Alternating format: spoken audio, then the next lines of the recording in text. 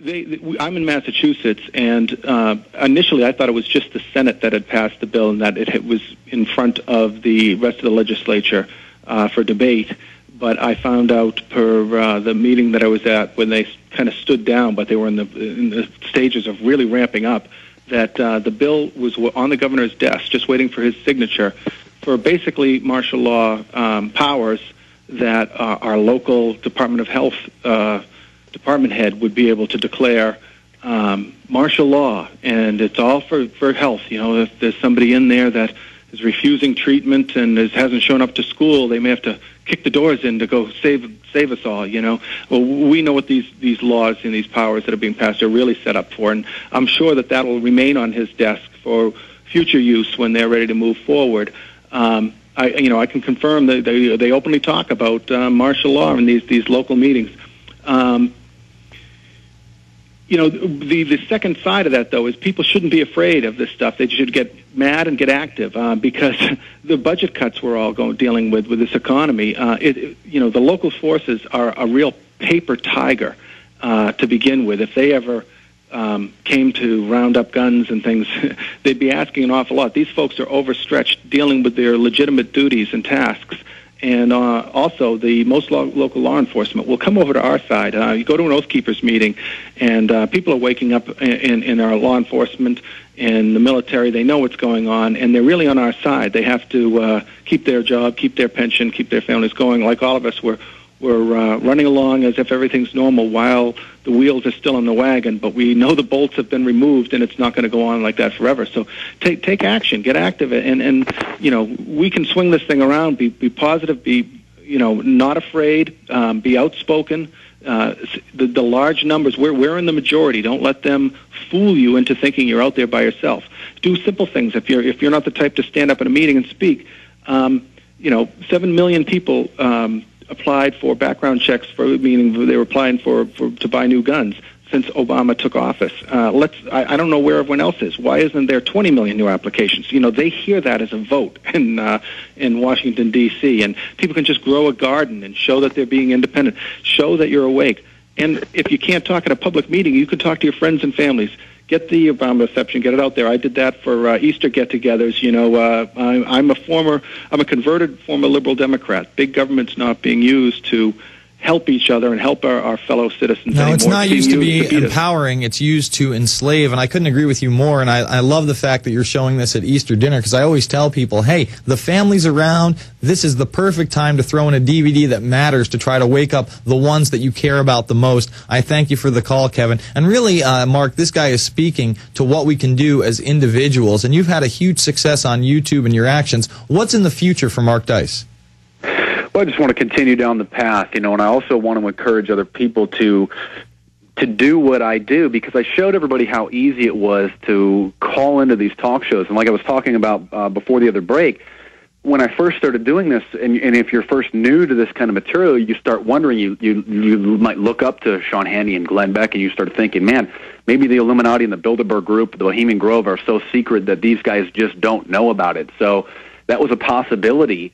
And I have now completely debunked that just by calling into them and addressing these issues, even in a moderate way, and showing that not only do they know about it, but they won't talk about it, they ridicule me. And even your more supposed independent hosts like Michael Savage, you can find a clip on YouTube of me calling him, asking him about the Bilderberg Group, and he doesn't want to talk about it, doesn't think it's important. And when I really got into calling into these shows years ago, I would be on hold to call in, and I would hear somebody else before me hammer Sean Hannity or Michael Savage about a similar issue. And by doing that, you're speaking to millions of people who can then just go and Google the Bilderberg Group, the Bohemian Grove, and that's what we need to do. We need to expose these people. I have some publicity campaigns that I'm trying to get out to, again, get into the mainstream press. People may know that I've had some fairly good success. What's called culture jamming is using the mainstream media against itself to get out our message. And so I have some ideas that I've been trying to do to continue down that path. And I just want to commend everybody for speaking out. And I mean, I remember years ago when talking about 9/11 being an inside job was dangerous and scary. And so It's people like the listeners and people like Jason and Alex that have made a climate so that it's easier and safe for us to talk about it, and we just need to continue down that path. Exactly. You know, we have to take actions into our own hands. Don't wait for somebody else to burn a DVD and hand it out. Don't wait for somebody else to have a screening. Don't wait for somebody else to run for state senate. Don't wait for somebody else to become the city council member. You do it. You join Campaign for Liberty. You say, I don't like this document. You call DHS. The power's in your hands. It's the Alex Jones Show. We'll be back after this with Mark Dice. PrisonPlanet.tv, Infowars.com.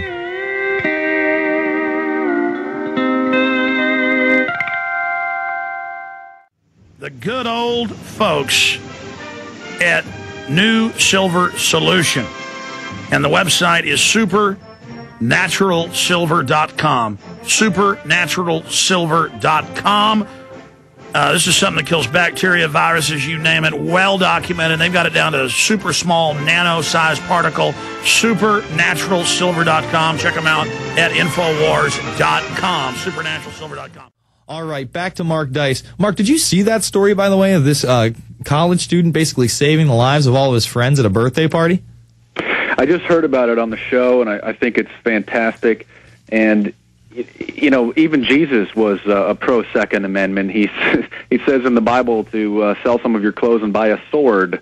And so I think that that's awesome. I'm just wondering if they're going to bring any charges against him if he didn't. I didn't catch if he had a concealed permit, but yeah, I'm not sure if that gun was even licensed. But the bottom line is we have a Second Amendment for a reason. It's not only for incidents like that, but it's against a tyrannical government, and that's why they're really trying to demonize gun owners in these latest DHS documents.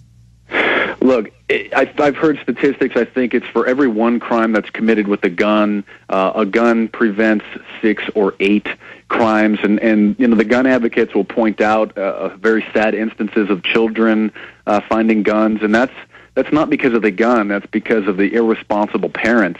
And if we're going to put things into perspective, like the big panic of the swine flu, if you really look at it, every single day, over 1,000 people a day die from cigarettes. So, and we were having a global panic, just about a couple people coming down sick with this flu, which kills almost 40,000 people a year. When cigarettes kill over 1,000 people every day, and so I think that. I would urge everybody to go out and get a gun. If you can get a concealed carry permit, that's fantastic. Just learn the rules, learn how to handle a gun, go and take a gun safety course so that you become familiar with the laws and with how to handle one properly. You know, you brought up Michael Savage and his unwillingness to talk about the Bilderberg Group. What's your take on the fact that he's been banned from the UK along with 9 other public names, Fred Phelps being one of them, and then, you know, actual Aryan white supremacist people. But then they also have 6 names that they're not listing. What is your take on this? I think it's pretty sad because I don't think Michael Savage has advocated any sort of violence. I guess I have heard him make a couple references that we should turn the Middle East into a parking lot and nuke it, which is completely the wrong attitude and very irresponsible for him to say. But I don't think that he is necessarily urging violence, and it's very bizarre to have him added to this list of really terrorists and dangerous radicals. I think that maybe whoever it was that put him on that list just had a personal vendetta against him, possibly for maybe their sexual orientation or some other instance that Michael Savage has mentioned that really struck a personal chord with them. But I think it's dangerous. When I first heard about it, I thought his show was banned. I thought, they're just saying he's not going to be played on the airwaves. But then when I read the article, it said that he personally is not allowed to go there. I don't know what's worse, though, because at first I thought that same thing. So they can still listen to him, but he can't go to the country. I almost think it's worse if they ban the radio show. But banning him personally. Are they going to ban you because of a post that you put on your MySpace page or on your website? Well, according to the Cyberbullying Act, if that gets through, this isn't even the Cybersecurity Act. Have you seen this Cyberbullying Act yet? I've heard bits of it, and it's very scary. Oh, my God. Well, let me just read you a section in the final moments here with Mark Dice. MarkDice.com is the website. Electronic communications provide anonymity to the perpetrator and the potential for widespread public distribution, potentially making them severely dangerous and cruel to youth. You know, what about this Twitter, where people actually believed that the swine flu had mutated into a zombie-like virus. That speaks to the ignorance of people, not to us being cruel to the youth, but they will use anything they can to try to restrict the internet, because that is where the alternative media and the patriot community, the pro-Constitution and Bill of Rights people are having the greatest effect, Mark. Look, when I first heard Alex report the Mayak report, I actually thought that he was taken in by a hoax. I thought, there's no way that this could be true. I thought somebody printed the document, and sure enough, I should have given Alex and you guys more credit. You checked the sources. It's legitimate. They're really ramping up the propaganda against us, and we just need to keep it up in turn, getting out the word. That's right. We need to return the force even greater than what they're pushing against us. Mark Dice, author of The Illuminati, Facts and Fiction. We'll be back.